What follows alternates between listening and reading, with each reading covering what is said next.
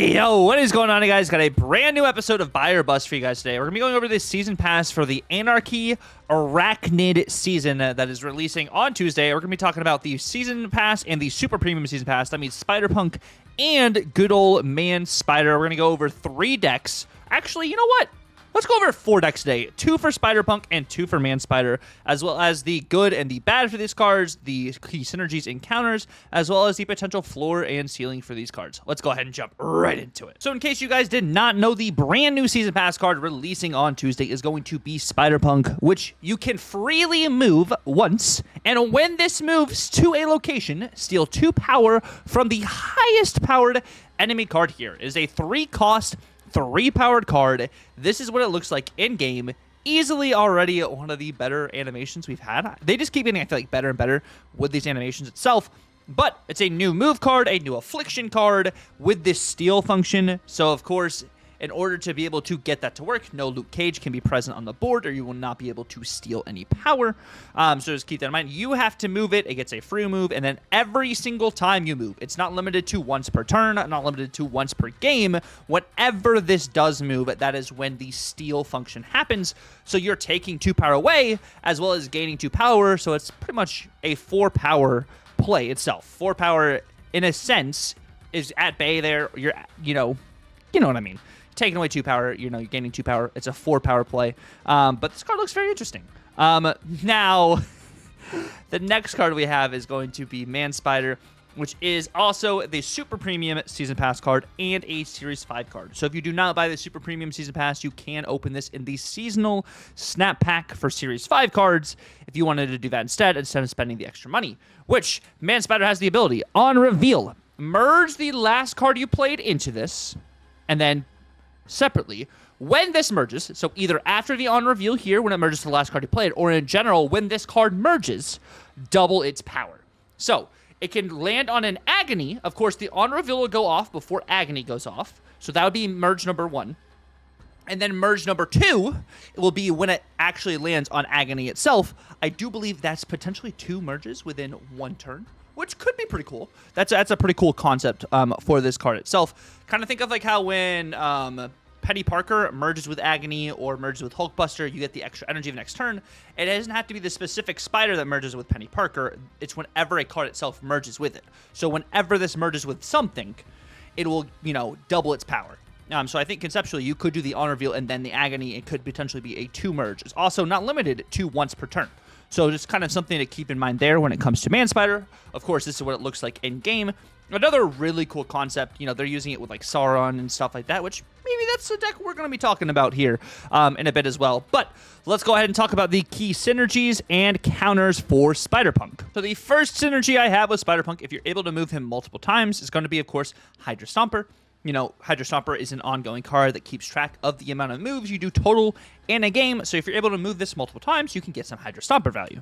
Next, of course, we're going to talk about Madam Web. Madam Web being a move enabler, allowing you to be able to move your Spider-Punk potentially repeatedly because Madam Web has the ongoing ability. One of your cards here can move each turn. So it gives you that option to be able to get that to go off again so you can continue to steal, power from your opponent's cards. And then also something like Web Sling, which is the brand new Series 4 card releasing on Tuesday as well. Web Sling is an on-reveal spell, Madam Web. I'm thinking about more enablers like your Web Sling, Ghost Spider, Iron Fist, Aranya, Cloak, Hellion, Hercules, like Doctor Strange. Those are also enablers that can move your Spider-Punk to allow you to be able to do more of that stealing affliction power in that kind of slot there. Next, when we're talking about some of these counters, of course, we're going to have Luke Cage. If Luke Cage is on the board, Spider-Punk does not gain any power whenever he moves because you're not afflicting anything because Luke Cage mitigates that steal mechanic. Then, of course, Mercury. If you're stuck behind a Mercury, Spider-Punk cannot move off of a Mercury lane. So, that completely mitigates it there. And then Shadow King, any power that your Spider-Punk may have gained can be nuked by your Shadow King, or it can also reset the cards you've stolen power from. So another immediate counter there. Moving on to Man Spider over here. Of course, key synergies for him could be Electro. Electro, of course, gives you that extra energy going into the next turn. Of course, you're limited to 1 card, but if you're merging with that Electro, then going into turn 5, you're going to be able to play as many cards as you want, and you have the extra energy. So going Electro into Man Spider instead of like an Electro Blink or like an Electro, Enchantress, It's another 5-cost card. You can potentially play onto another lane because it doesn't have to be in the same exact lane. You don't have to play Man Spider on a lane you just played an on-reveal card or just played a card last turn, not just on-reveal. So you can have Electro. Another synergy is Penny Parker. When I was talking about the Agony synergy, thinking about Hulkbuster, thinking about, when the Spider merges with Penny Parker. If the Spider merges with Man Spider, of course, then at that point, your Man Spider will then double again. Because it is any time this card merges. So just kind of something to keep in mind there. Penny Parker, Agony, Hulkbuster are some of those main cards. Phoenix Force is another one of those cards that merges. So Phoenix Force would also count for Man Spider. And then, of course, Gwenpool. Using Gwenpool just as a card to potentially buff your Man Spider, or it's not a horrible card to have played before for your Man Spider to then absorb, but, of course, any extra power onto Man Spider, since, of course, it absorbs the last card you played, would give you a better double for that card itself, which, honestly, could be pretty decent. Looking at the counters, of course, we're going to have Cosmo. This is an on-reveal merge with the last card you played, so Cosmo, of course, mitigates that. Same with Shadow King, be able to reset that Man Spider back to that 5/1. And then Shang-Chi, destroying that Man Spider if that Man Spider is over 10 power. Next, of course, it steals power, so it afflicts power, and it also gains power. So, that's why I said it's that process of 4 power is being used at play here. You're stealing 2 power, so your opponent loses 2 power on that card, and it gains 2 power, so it's a 4 power transaction there. And then it happens every single time it moves. So it can happen a million times in one turn if you were able to move Spider-Punk a million times. But of course, Luke Cage mitigates that. And then, of course, you have a free move to start. So it's not like Red Wing, where Red Wing, you have to have something to move Red Wing to be able to move something. Of course, that is once per game for Red Wing. But this has a free move itself to start the game, which is pretty nice. And then, of course, additional moves is where you can continually afflict that negative power and steal that 2 power. Just afflict, steal, you're doing the same thing. Get that 4 power transaction for you. Now, looking at the bad for this card, you do have to have move enablers for additional moves. So yes, you do get that first move for free, but if you want to continue to have this card afflict and steal, you have to make sure that you have other cards in the deck in order to make that happen. And then, of course, it doesn't scale vertically as much as some other movers, such as Human Torch. Yeah, that was a very bad cough. Oh my gosh, that was horrible. Human Torch, Dagger, Vulture even. Like, there's some other cards that are just better move scalers in general. So, like, this is not something you would swap out for Spider-Punk necessarily. So that's kind of like one of the downsides here, especially with the nerf to Mercury. These regular move decks, of course, are going to be better. And then it has a low base power to start as a 3/3. Of course, Torch is also a 3/3, but 3/3 that also doubles every single time it moves. So, it's a little bit different scaling-wise, right? And then next, of course, does this mean Luke Cage is coming back? I mean, if this card gets too popular, I could see Luke Cage, but I'm not really running into an issue. I'm thinking, that Luke Cage is going to be everywhere, just because of Spider-Punk. I think people will run Luke Cage, but we don't know necessarily if that's like a necessity. Like, do you have to run Luke Cage? Like, it really just depends on how prevalent, Spider-Punk is in the meta. Next, as we look at the good for Man Spider over here, merging doesn't take place of the ability of the card it merges with. Meaning, if you merge with Electro, it does not take on Electro's ability after it merges. It just merges into Man Spider and boom, doubles. So it's not like you're going to be left with an ongoing ability that is horrible. Like, if you do merge, like they said in the video, like with Typhoid Mary, or merge with like a Red Skull. Like, this card isn't going to be locked in to the ability of the card it merges with. It still is Man Spider. Like, that's just what it is. So if you were to Zola the Man Spider, then it would still the Man Spider, and then it would absorb Zola and double again.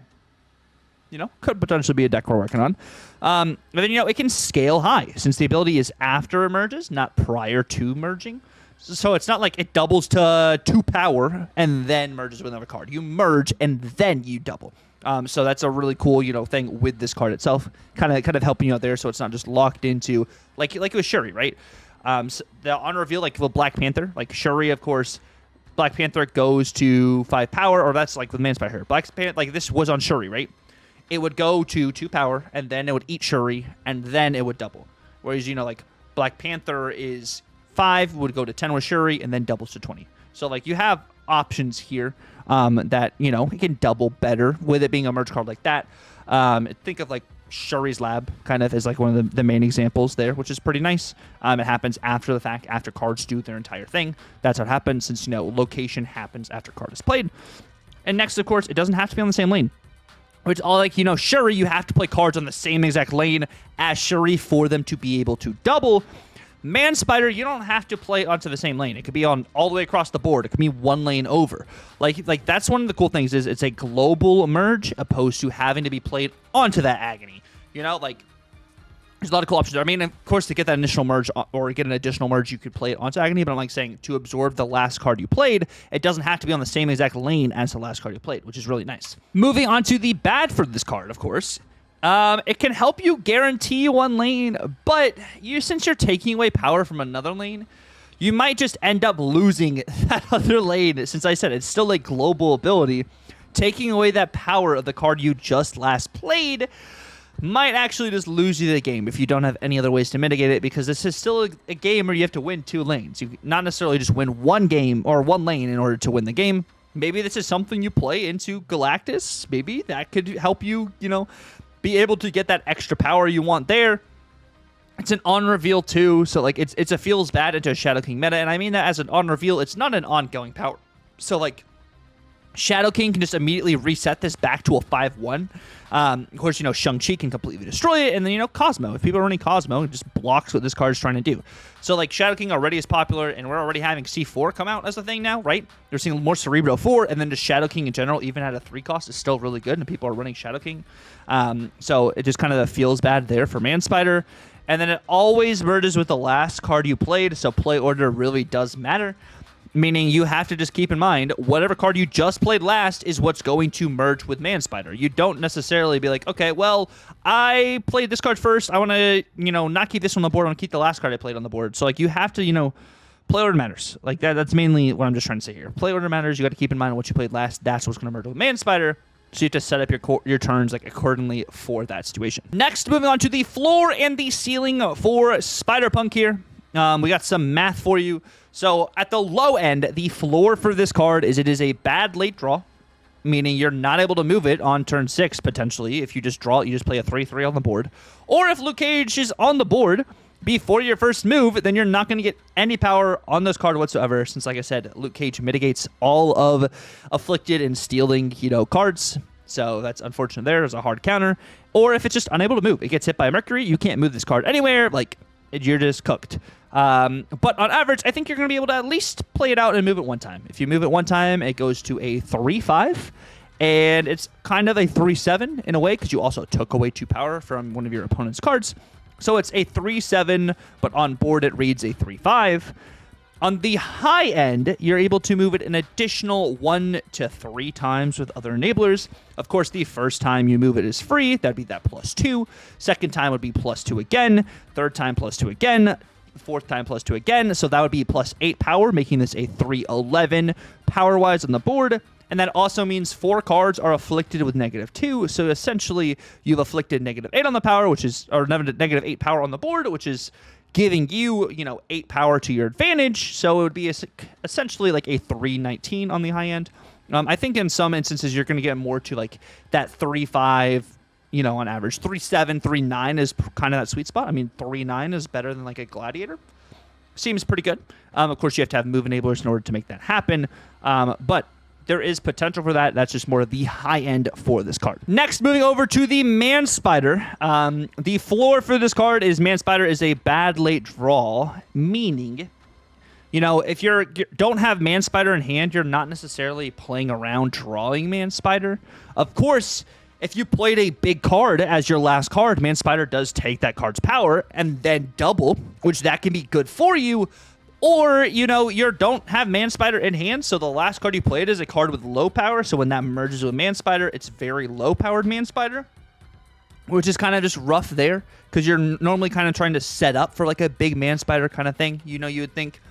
And then, of course, on the medium kind of side of the spectrum, it's played out and emerges with a card with a solid power. Solid, I'm thinking more a card that has 5 or more power. You could do a card with 4 power, so then Man Spider then goes to 10 power. It's a 5-10, but a 5-10 kind of feels meh. I mean, with Black Panther itself, right?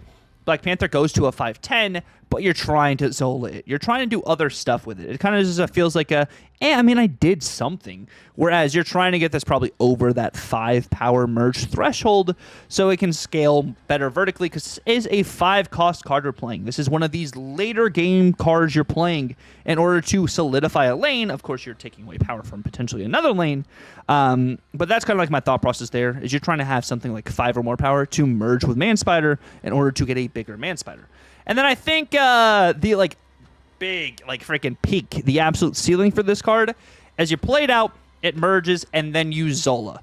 Of course, if you Zola, right, the leftmost Man Spider, the leftmost as the Zola happens, since Marvel Snap goes from left to right, that leftmost Man Spider will of course absorb the Zola after the Zola interaction occurs. So just kind of keep that in mind when it comes to the merging of that there, because only one of them will double. Of course, you're spreading the power across the board. It's not like Strange Supreme, where Strange Supreme could eat the Strange Supreme you created. Man Spider will eat the last card you played, so I believe it should eat the Zola after the Zola settles, or it just doesn't eat anything at all, but you've spread that power across the board. I'm thinking that it eats the Zola, but there's a world where it doesn't eat the Zola at all. As soon as it ends Zola's interaction, it's just done, and you just have that power on the other sides of the board. So I guess you could do that. You could also Grandmaster and Absorbing Man and stuff, but of course if you use Absorbing Man, your Man Spider is going to get eaten by your Absorbing Man. So just kind of keep that in mind. But there's a world, I don't know, there's a bunch of funky stuff you could potentially do with this. But just keep in mind, an Absorb Man will eat your Man Spider. Moving on to our decks over here. The first deck I have is going to be an Anarchy Affliction deck. It's very similar to one of the Hydra Stomper decks that we actually posted on the channel. I think it was on Thursday. Yeah, on Thursday we posted 2 different Hydra Stomper decks, and I think this is something you could kind of play with it. You're not in the High Evo package anymore, but you're using Spider-Punk as one of those cards to be able to move, scale, and afflict. Of course, you have Web Sling in order to be able to move your Spider-Punk around. You can also use this to move other cards around just to mitigate some power across the board. You're not running Silk in this list. Maybe you do want to run Silk maybe instead of a Red Guardian, but I'm liking the Red Guardian in this too, because it also removes the text of course, your opponent's cards, which is really nice. Of course, that targets the lowest powered, and Spider-Punk targets the highest powered, but it's kind of just a move Affliction Ajax deck. So you have, Ajax, Laufey, and Stomper as some of your cards that really can scale. And then Batroc. Batroc can follow your Spider-Punk. It can follow your Captain America, Sam Wilson. It can follow your cards off of Madam Web. So you have a bunch of different ways to scale and, move power around and kind of just go vertical and horizontal kind of at the same time, because the way you're moving bits and pieces around. But we got Anarchy Affliction. Next, of course, I wanted to do something a little bit more testy, something I want to test a bit more, and that's going to be Stomp Out. So this is going to be a Zorn move deck. We are using Human Torch, Dagger, as 2 of our other main movement cards. Of course, Zorn moves cards that are 3 cost and 4 cost, so it can move Spider-Punk, and it can move Human Torch. You have Web Sling to be able to move cards around. You have Madam Web to move cards around, Aranya, and Ghost Spider as well to do stuff like that. You also have Heimdall. Heimdall, of course, with Spider-Punk allows you to move that Spider-Punk again and get that Affliction again. You also have Hellion to be able to move a bunch of cards. Cloak and Hellion to move a grouping of cards to give you Stomper value and potentially give you better lines and lanes to be able to do Heimdall things. So I like that for some options. Web Sling to be able to get out of a jam as well, and Madam Web as another one of those to be able to put your movement cards in to be able to then move them out.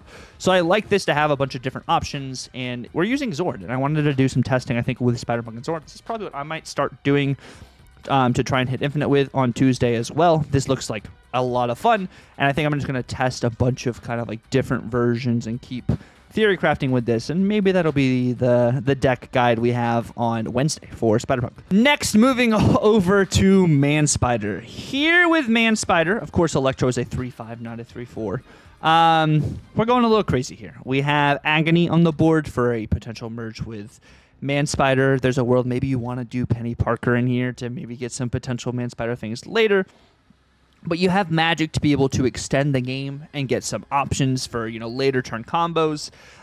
You have Blink to be able to blink out your Electro, so you can get maybe some of your top end. Of course, if you blink out Electro and you get Man Spider won't proc because Electro is no longer on the board, but that's why you have something like a Grandmaster to potentially use that on a Man Spider for the last card you played.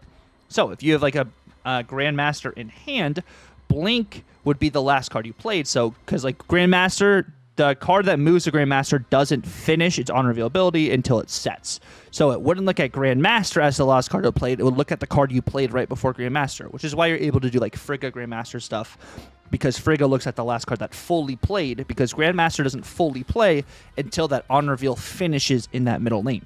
So that's kind of like something to keep in mind there. You, of course, have Adam Warlock to be able to draw some of your combo cards here. You have Surge in order to potentially get some of them out early and get some value.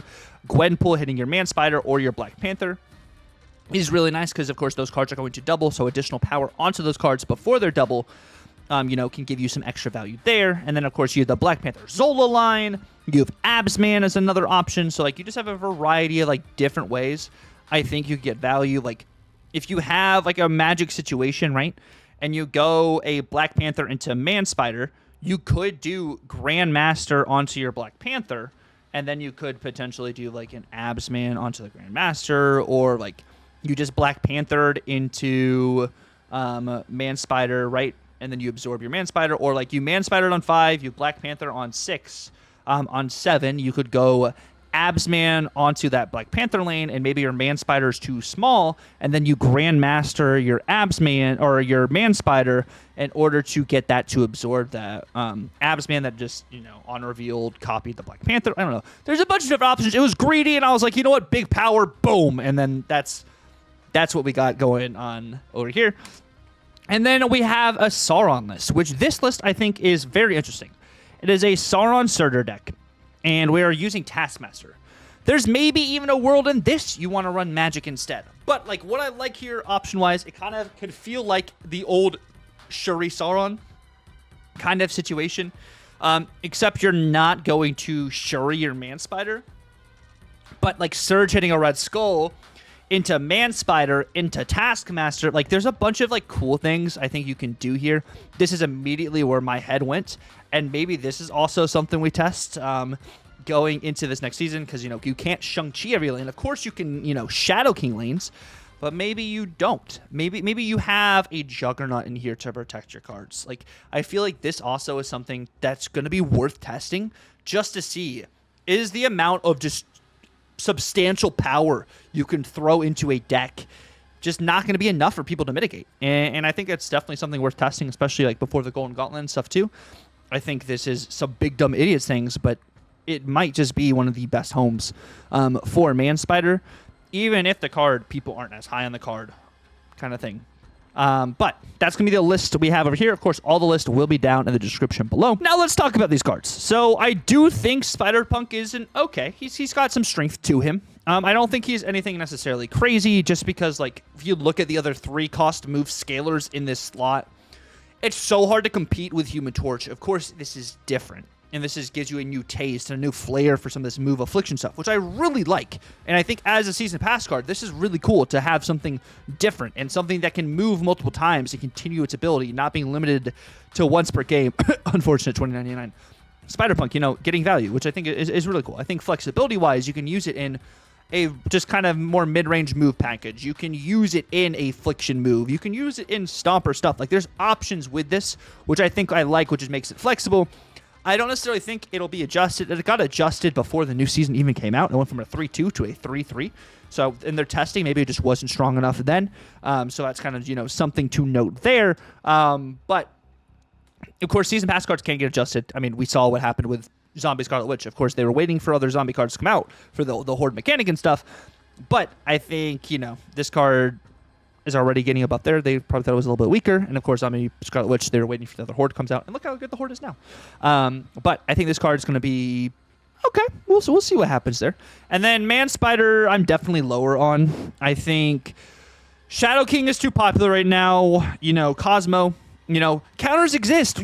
Counters exist for all these cards. Why are you saying this counter? I mean, the ability is just so greedy, and it's so, like, really leaning into, okay, well, I'm taking power away from this.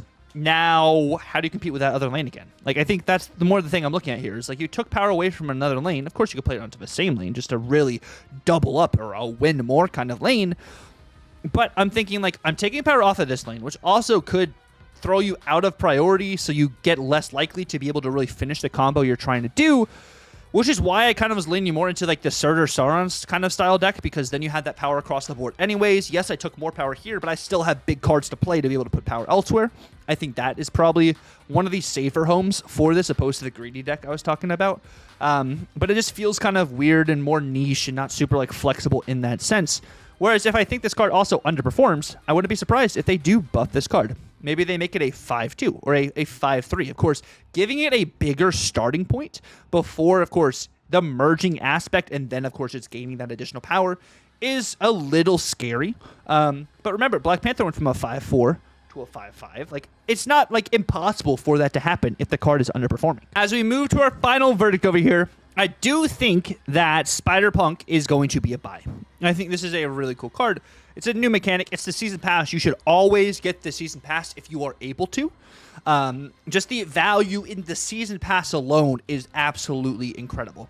So even if you're not going to play Spider-Punk, I would just say get the Season Pass, because the resources you get in order to get other cards, in order to just create your, increase your collection, be able to have gold to be able to use for event passes going forward with all these new game modes, like, you're wanting to be able to have these event passes so you don't have to grind as long, and you can get even more resources from the event pass. That's another reason why I would say is to snap or to buy or to go for, your Spider-Punk over here, because I think it's just a really solid option. Whereas with Man Spider, I don't think you should buy Man Spider unless that's really a style of deck you really enjoy. Of course, the benefit of buying the super premium season pass is you get a Series 5 card for $10. If you want to do that just to kind of stay more collection complete, that's not a horrible idea if it's maybe a card you want to test in the future, or like I said, you want to be collection complete. But if you don't want to spend the $10, the other resources you get Borders and you get Man Spider. That's the only extra thing you get. You get 3 Borders and you get Man Spider. So like, it's like, okay, well, I get a Series 5 card for $10, but am I ever going to play, the Series 5 card? That's kind of like my thought process here, right? If you enjoy the merge stuff and this looks like a card for you, go for it. If you want to spend the money, I would probably say spend the money opposed to, waiting for this in packs, because at the same time, if you're waiting for this in packs, 2 Series 5 cards are out the same week, Superior Spider-Man and Man Spider, so like, you might have to spend 2 packs in order to get this, or because I think the 6K, sometimes I think you release it at the 6K window, but I feel like with this, it's only locked into packs. I don't know if actually the super premium cards you can actually just straight up buy for 6K sometimes. Maybe if your collection complete, if other ones rotating, you can. But I feel like this is limited to packs itself, which also is kind of, it feels bad if you don't want any of the other cards. So just kind of like keeping that in mind, kind of like prospectively with this too. As always, at the end of the day, my friends, what is the most important is you spending your resources the way you want to spend them. We are theory crafting these cards from beginning to end. We do not have hands-on testing with this. We don't know how the meta is going to shift. We have an OTA on Thursday again this next week. Maybe that goes crazy as well. Who freaking knows? So like at the, I could be wrong about cards. Other people can be wrong about cards. Like we don't have hands-on experience. The meta is going to be all crazy on the first week of the season. We have Web Sling. We have Superior Spider-Man. We got Spider-Punk. We got Man Spider. We got 4 cards. 4 cards releasing all on the same day. So people are going to be playing a large variety of stuff. And some people are not going to be playing the new stuff at all. They're just going to be playing, Move Bounce. Mercury got nerfed. I'm just going to play Move Bounce. Like, there's just a variety of different ways and different factors that play into this. I just gave you guys a couple decks that I kind of, thought maybe they'll work. And I'm going to be testing some of them myself, which if you guys want to see some of that testing, that will be live on Twitch on Tuesday, probably in the evening around that 10 p.m. EST time, maybe a little bit later. It depends on how late Bible study goes and stuff. But we'll see how that goes. Cards don't necessarily work the way we believe, or the game devs even intended, because there's a lot of buggy cards to happen. Remember, Multiple Man with Sparky used to crash the game. So huge pain for Phoenix Force enjoyers. That was really rough for me until they fixed that. That's why Sparky didn't have the animation. It doesn't have the animation. And good cards get buffed, bad cards get nerfed. So good cards also get buffed, and bad cards also get nerfed too. So there's the balancing's weird, right? We're playing a card game. They change stuff all the time, and then there's also meaningless buffs. There's some cards that just get buffs, and you're like, oh, okay. Leader got a buff in the OTA, but I'm probably still not going to play Leader. All right, interesting. But yeah, spend your resources on the cards you want to spend your resources on. If you enjoy playing Move and you want to get Spider-Punk, do it. If you enjoy playing Move and you think Spider-Punk looks trash, don't get him. If you enjoy merging cards, get, Man Spider. If you think Man Spider looks like garbage, just don't get him, So, like, you get to choose, how you want to spend your resources, what's going to bring you joy, what's going to allow you to have fun. At the end of the day, guys, we're still playing a video game. We're playing Marvel Snap. It's got a Marvel IP. It's cool. It's got cool animation. It's got a lot of bugs. It's got a lot of bundles. It's got a lot of cards. But I'm still enjoying the game, and I really enjoy all the love and support you guys have been giving on the videos. I really, really appreciate that. If you guys didn't see Rez's video, he had an awesome video yesterday as well, where, Harry, Rez, and I were able to kind of do a little mini collab, which was pretty cool. So huge shout out to Rez for that. Appreciate you allowing me to be on the collab with you. And yeah, if you guys aren't subscribed here, definitely feel free to subscribe, hit that notification bell, and like and comment. Let me know down below. Are you guys hyped about the new season with the new season pass cards, or what cards are you most excited for this season? As always, I hope you guys have a great rest of your Saturday, as I do post this on Saturdays. And yeah, it's been real. God bless, and Tucker out.